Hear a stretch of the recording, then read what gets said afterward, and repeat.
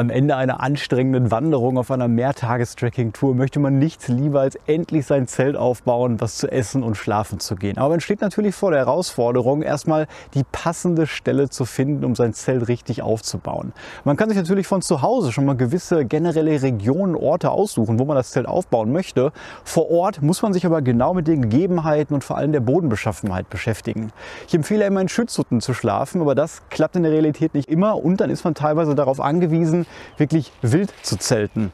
Ja, und von so einem schönen Zeltplatz träumt natürlich jeder in der Realität, vor allem mit dieser schönen Aussicht. Und das Erste, was man hier aber berücksichtigen sollte an so einem Hang, ist natürlich das Wetter. Das heißt, es sollte natürlich ebenerdig sein und wir haben jetzt hier noch Winter, aber wirklich im Sommer, wenn es sehr, sehr heiß ist, dann würde die Sonne natürlich schon sehr früh hier drauf scheinen.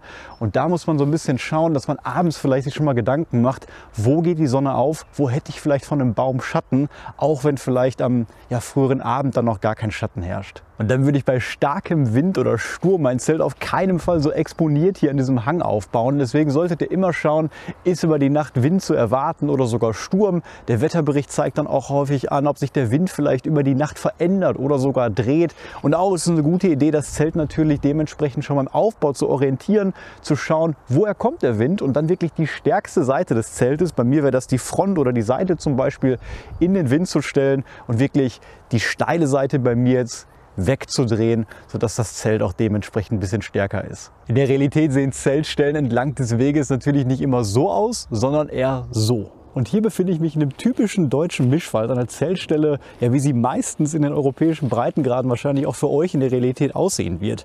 Und ich stelle zuerst einmal sicher, dass ich natürlich relativ weit von einem Weg weg bin. Das heißt, in 100 Meter etwa wäre da jetzt der nächste Wanderweg und man möchte schließlich nichts, ja, dass nachts noch jemand am Zelt direkt vorbeiläuft oder vielleicht morgens jemand ganz früh mit dem Hund rausgeht oder Wanderer vorbeilaufen, sodass beide Parteien sich auch nicht erschrecken. Und wenn ich dann so eine halbwegs gerade Stelle gefunden habe, die nicht einsehbar ist, dann ist für mich das Erste immer das Bauchgefühl, auf das ich höre. Fühle ich mich hier generell wohl? Und manchmal ist das gar nicht rational. Ich komme oft an Orte, ja, da fühle ich mich einfach irgendwie nicht wohl und manchmal auch total wohl. Und das ist für mich erstmal ausschlaggebend, ob ich mir die nähere Umgebung hier anschaue oder vielleicht erstmal noch mal einen Kilometer weiterlaufe. Man kann sich natürlich nicht immer aussuchen, in was für eine Art von Wald man generell zelten möchte. Aber wenn ihr die Wahl habt, dann präferiert auf jeden Fall einen Nadelwald. Zum Beispiel in Deutschland haben wir sehr häufig Fichtenmonokulturen. Das hat sehr viele Vorteile. Die Wälder sind generell ein bisschen lichter und mehr von Ästen und anderen spitzen Gegenständen auf dem Boden befreit. Und außerdem sind Nadeln erstmal ein bisschen weicher, falls ihr dünne Isomatten verwendet.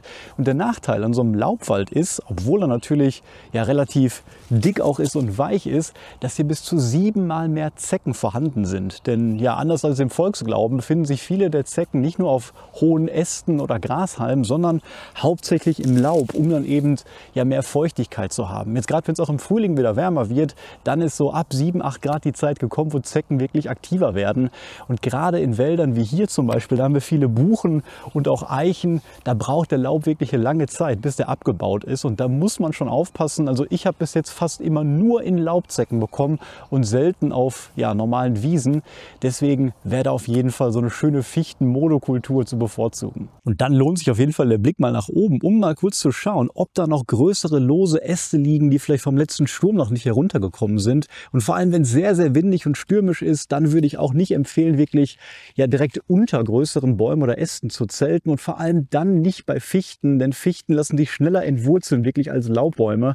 Und da kann man sich ein bisschen sicherer zumindest fühlen, wenn man in einem Laubmischwald steht und da vielleicht eine freie Position gefunden hat. Und dann sollte man erstmal ganz grob wirklich die Bodenbeschaffenheit prüfen. Denn man sollte sicherstellen, dass man nicht wirklich in einem Loch zeltet. Und obwohl so ganz große Löcher, die man teilweise in den Wäldern sieht, wo auch mal große Bäume vielleicht entwurzelt worden sind, verlockend aussehen, da man da oft flache Stellen findet und dann auch einen Sichtschutz hat und einen Windschutz hat, kann es durchaus sein, dass wenn es nachts regnet, natürlich das ganze Wasser dort abfließt und man dann morgens aufwacht. Da habe ich schon einige negative Beispiele selbst gesehen und wirklich in der Pfütze aufwacht. Und das will man natürlich sicherstellen, dass das nicht passiert. Und andererseits nimmt man dann zum Beispiel einen Stock, seine Trekkingstöcke oder auch seine Schuhe, um mal wirklich den Boden generell zu prüfen. Denn es kann sein, dass da nicht nur Zecken sind, sondern auch Ameisen in der Nähe sind.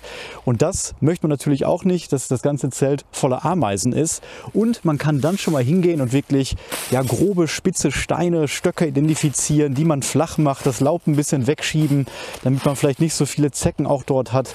Und so dann eben sicherstellen, dass gerade diese hochempfindliche Ultraleicht-Tracking-Ausrüstung, zum Beispiel die Isomatte, auch nicht irgendwie durch eine Glasscherbe oder wirklich spitze Stöcker kaputt geht. Und ganz klar würde ich euch davon auch abraten, sein Zelt an Gewässern aufzustellen. Denn da haben wir gleich 3 große Probleme. Und so schön die Vorstellung auch sein mag, wirklich an einem schönen Bach, einem Fluss, einem See oder ein Meer sogar sein Zelt aufzubauen, das eignet sich ja gerade in Deutschland sehr schön. Da haben wir in den Wäldern schöne Bachläufe, wir haben große Flusssteige wie den Rheinsteig und Moselsteig, aber das hat seine Nachteile. Einerseits ist es wirklich viel, viel kühler am Wasser. Das merkt man gerade im Frühling, im Herbst und im Winter, wenn es sowieso schon nachts kalt wird. Dann kann es schon mal wirklich am Wasser sein, dass es ja 5 Grad noch kälter ist als die normale Lufttemperatur. Das liegt an der hohen Luftfeuchtigkeit, die dann auch dann dafür sorgt, dass wir eine höhere Kondensation im Zelt haben. Das ist das zweite Problem.